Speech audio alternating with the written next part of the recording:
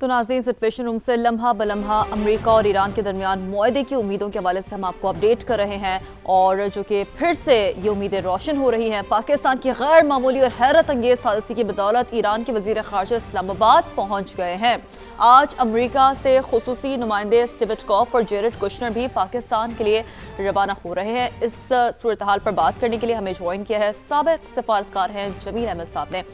جمیل صاحب بہت شکریہ سما کو وقت دینے کے لیے، ویری گڈ مارننگ۔ اور جیسے کہ کیرولائن لیوٹ نے بھی یہ کہا، میں چاہوں گی کہ وہ آپ اجازت دیں تو میں اسٹیٹمنٹ وہ کوٹ کر سکوں کہ Pakistan is an incredible mediator and friend. یہ جو رول ہے پاکستان کا وہ ہمیں دکھ رہا ہے۔ سفارتی تناظر میں اس ڈیولپمنٹ کو آپ کیسے دیکھتے ہیں اور کیا کسی بریک تھرو کی توقع ہے؟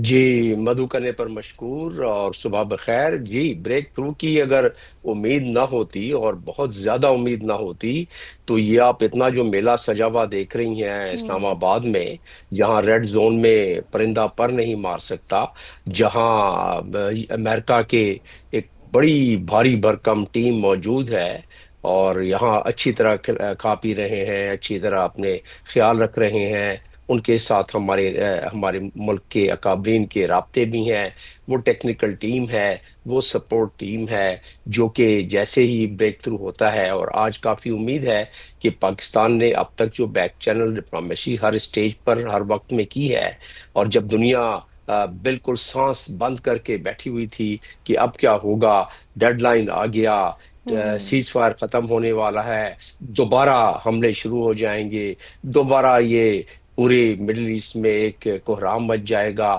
دوبارہ میزائلوں کی بارش شروع ہو جائے گی پورے خلیجی ممالک میں، تو ان تمام سے ان کی جان چھوٹ گئی اور انہوں نے تھوڑا سا چین کا سانس لیا۔ زیادہ چین کا سانس لیں گے جب یہ ڈیل کسی کروٹ بیٹھ جائے گی، اور یہ کسی نہ کسی کروٹ اس کو بیٹھنا ہے اس سے پہلے کہ وہ ڈیڈ لائن جو کہ 60 ڈیز کی آتھرائزیشن کی ہے پریزیڈنٹ کی یونائٹڈ اسٹیٹس کانسٹیٹیوشن کے مطابق، وہ ختم ہو جائے۔ وہ 28 تاریخ کو ہے غالباً، تو 28 تاریخ کو اگر وہ ختم ہو جاتی ہے تو 30 دن کے لیے ان کو دوبارہ دو کرنی پڑے گی کانگریس میں اور سینٹ میں، کہ کسی طریقے سے ان کو ایکسٹینشن مل جائے 30 دن، اور اس کے بعد نہیں مل سکتی ان کو، اور اس کے لیے ان کو بجٹ بھی ملے۔ تو لہٰذا یہ اجلت، اور باقی پہلی بات یہ ہے کہ یہ ڈیل کے کامیاب ہونے کے چانسز کیا ہیں، اور چانسز اس لیے میں کہہ رہا ہوں کہ اگر آپ عام سمجھ کے لیے hypothetically speaking from a scale 1 to 10, I would say that still there is a hope about 7.5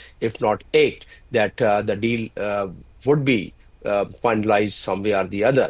اور جو باقی 2.5% کے چانسز رہ گئے ہیں کہ شاید نہ ہو، اس کے لیے امریکہ بڑی بھاری بھرکم تیاری کر رہا ہے، ڈپلائمنٹ تیز کر رہا ہے، اپنی مزید کمک پہنچا رہا ہے، مزید جو ساز و سامان اور امنیشن اس کا خرچ ہو گیا تھا اس کو دوبارہ پہنچا رہا ہے اس خطے میں، مڈل ایسٹ میں۔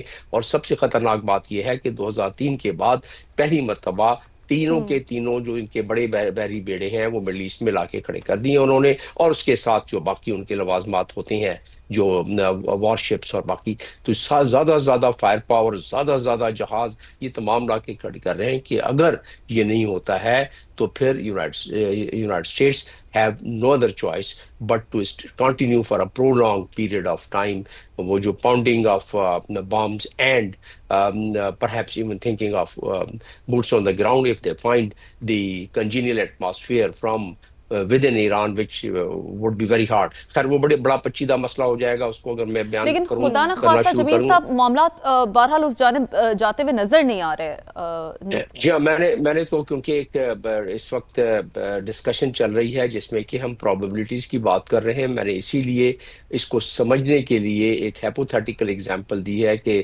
7.2 7.5 کے چانسز، جو کہ بہت، دیکھیں ایگزام میں بھی اگر 75% نمبر آ جائیں تو اے گریڈ مل جاتا ہے، تو یہ 75% کے قریب چانسز ہیں کہ اس میں یہ کامیابی ہو جائے گی۔ اچھا، اب آ جاتے ہیں اس میں کہ عراقی صاحب ادھر موجود ہیں، کیونکہ ناظرین یہ جاننا چاہیں گے کہ یہ عراقی صاحب کو یہ حسن اتفاق ہے یا کوئی عجیب کو انسیڈنٹ ہے کہ ایک طرف سے عراقی صاحب آئے ہیں اور دوسری طرف سے اناؤنس ہو گیا کہ وٹکاف اور جیری کوشنر جو کہ کلیدی ڈیلیگیشن کے، پہلے تو ڈیلیگیشن ہی یہ تھا، اس کے بعد انہوں نے جے ڈی وینس کو کو شامل کیا تھا، تو وہ تشریف لا رہے ہیں اور وہ پہنچ جائیں گے ہمارے پاس آج شب کا صبح تک، کل صبح تک یہاں ہوں گے. تو وہ کوئی حسن اتفاق ہے؟ میں کہوں گا ہوں نہیں. اس لیے کہ یہ ٹرائی لیٹرل جو انہوں نے اپنا دورہ پلان کیا راکچی صاحب نے، that was aim to really maintain their honour dignity. اور جو ان کا ایک ایرانینس کا ایک ہمیشہ سے وتیرہ رہا ہے کہ ہوں وہ پریشر میں کمپرومائز نہیں کرتے ہیں، پریشر میں بالکل جھکتے نہیں ہیں. تو اس لیے وہ پریشر میں نقصان تو اٹھا جاتے ہیں جو انہوں نے اٹھایا، اور پریشر میں بھی جھک نہیں رہے ہیں. وہ چاہتے تھے کہ کوئی ایسا راستہ ہو. ظاہر میڈیٹرز کا اس میں بہت بڑا کام ہے پاکستان کا، اور انہوں نے ہی میڈیٹرز بہت سارے سیٹ آف آپشن دے کے چلتا ہے دونوں سائڈ پر. تو دونوں کنٹریز کو میڈیٹرز یعنی کہ پاکستان نے بڑی خوش اسلوبی کے ساتھ، بڑی خوبصورتی اور بڑی دانش مندی ہوں کے ساتھ جی یہ چیزیں ضرور کرتا رہا ہے بیک چینل ڈپلومیسی کے تحت. اس لیے وہ ادھر آئے. اچھا اب رہا سوال کہ وہ آتے ہیں اس وقت چانسز آمنے سامنے، کیونکہ عراقی صاحب نے اسی طریقے سے دورہ پلان کیا ہے کہ ون آن جی ون میٹنگ پاکستان سے کر بالکل کے پوائنٹس بالکل اپنے درست چھوڑ فرمایا جائیں. آپ نے جمیل صاحب. آپ کا یہی پوائنٹ لے کر میں اس وقت ہمارے ساتھ ریئر ایڈمرل فیصل علی شاہ صاحب بھی موجود ہیں، انہیں بھی شامل گفتگو کریں گے. بہت شکریہ آپ کا فیصل علی شاہ صاحب، آپ نے سما کو وقت دیا. یہی والا پوائنٹ لے کر میں آپ کی جانب آؤں گی جمیل صاحب کا پوائنٹ کہ اس وقت آپ دیکھ رہے ہیں پاکستان کی ثالثی کا، پاکستان نے ایک پل کا کردار ادا کیا ہے اور جنگ بندی کروائی ہے. تو اس سارے سینیریو میں جو مذاکرات اب ٹیبل ٹاک دوبارہ ہونے کو ہے، آپ اس کو کس طرح سے دیکھتے ہیں، کیسے اینالائز کرتے ہیں؟ جی بہت شکریہ مجھے پروگرام میں لینے کا. پاکستان کا کردار صرف میرا خیال ہے ٹاپس کے حساب سے دیکھنا چاہیے، بلکہ جنگ میں بھی بڑا اہم کردار رہا بالکل ہے. شروع سے ہی آپ دیکھیں کہ اگر یہ عرب ممالک اس جنگ میں شامل ہو جاتے تو کتنا مشکل ہو جاتا سیز فائر، اور کتنا مشکل ہو جاتا ریزولوشن آف کانفلکٹ یا یہ جو بات چیت ہے اس پہ، کیونکہ کتنے سارے اس میں لوگ ہوتے جن سے بات چیت کر کے سب کو منوانا پڑتا. تو پاکستان نے بڑی دانش مندی کا مظاہرہ کیا، شروع سے ہی انگیج رکھا اپنے عرب بھائیوں کو، اور ان کو یہ بتایا کہ یہ جنگ آپ کی نہیں ہے، آپ اس میں شامل نہ ہوں. تو یہ پاکستان دور اندیشی دکھا رہا تھا اس وقت بھی آج کے لیے، کہ اگر آج ہمیں ٹاکس کے لیے لوگوں کو راضی کرنا ہے، سیز فائر کے لیے راضی کرنا ہے، تو ہمارے اس جنگ میں کم سے کم لوگ شامل ہوں جو فریقین ہیں، صرف وہی ہوں تاکہ ان کو ہینڈل ہم کر سکیں. تو پاکستان کی کامیابی تو وہاں سے شروع ہوتی ہے. پھر سیز فائر ہو گیا. آپ دیکھیے دنیا میں بہت سارے ممالک یہ کام نہیں کروا سکے لیکن پاکستان کی وجہ سے ہو گیا.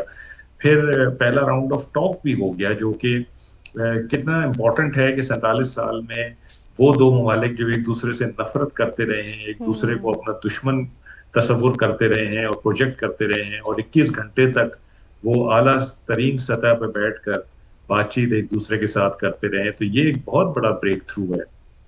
اور پھر آپ دیکھیں کہ ابھی دوسرے راؤنڈ کے لیے بھی کچھ ہلچل شروع ہو گئی ہے. خبریں یہ ہیں کہ شاید ڈائریکٹ فیس ٹو فیس بات چیت نہ ہو، لیکن پھر بھی important one to one messaging ہے. اگر عباس عراقچی صاحب آئے ہیں اور آپ کے پاکستانی حکام کو میسج دیتے ہیں تو یہ ون ٹو ون میسیجنگ ہے، بجائے اس کے کہ ایمبیسیز کے تھرو یا کسی اور کے تھرو میسیجنگ ہوتی ہے. یہ ون ٹو ون میسیجنگ ہو رہی ہے. پھر یہ بھی خبر ہے کہ ایک ڈیلیگیشن امریکہ کا بھی شاید آج شام تک پہنچ جائے گا.